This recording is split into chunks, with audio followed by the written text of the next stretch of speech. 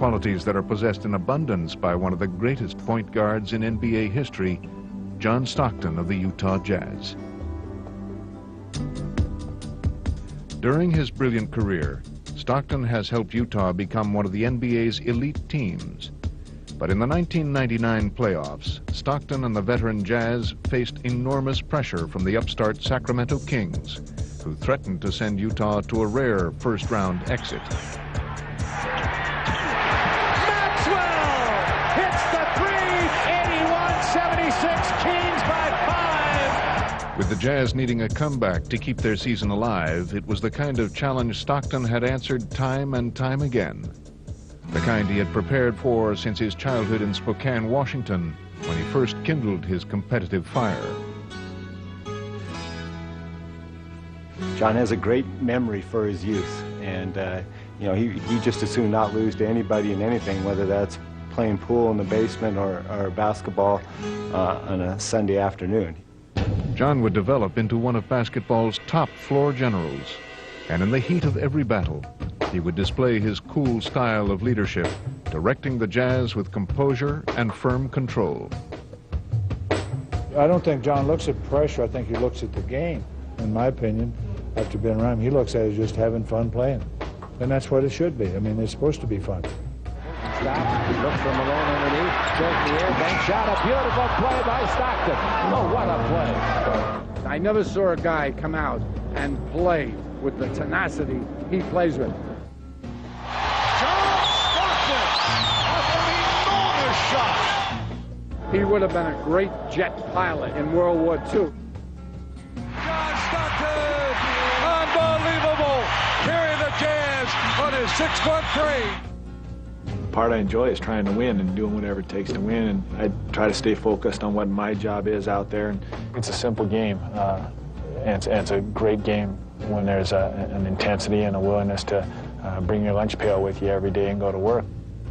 Stockton has earned a place in history as the NBA's all-time leader in assists and steals. But he has also been defined by his poise under pressure, never more important than during the postseason. Every game seems to mean everything, and you go home and it stays on your mind, and people talk about the pressure increasing, but I think it's not a pressure where you're feeling nervous. It's more of a pressure where you can't wait for the next one. One of his most crucial challenges came late in Game 6 in the 1997 Western Conference Finals against Houston. Stockton, 3-on-2, keeps it, tie game. Leading a Jazz comeback, Stockton would score 13 points in the last 3 minutes, none more dramatic than the game's final basket. Stockton, open three, hit it! John Stockton sends the Utah Jazz to the NBA Finals.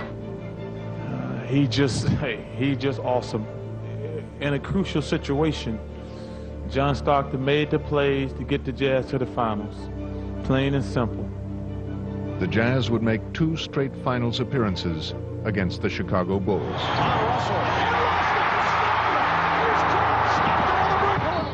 But each time, Michael Jordan and the Bulls denied their championship dream. 1999 would bring a new test as the Jazz trailed the Kings 2-1. After 15 NBA seasons, Stockton would try to prove that time and younger rivals had not yet caught up with him. John Stockton, 37 years old. Could this be the last hurrah for this great Utah? Facing elimination before a raucous Sacramento crowd, the veteran floor leader calmly rallied his team.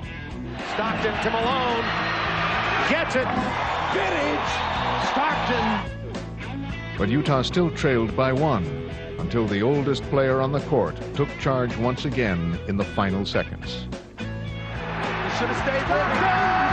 Gets it with him by 90-89 with 7/10 of a second. What a game, John Stockton. He kept his composure and stepped up. I don't know if it was pressure. I don't even know if that word exists around John Stockton.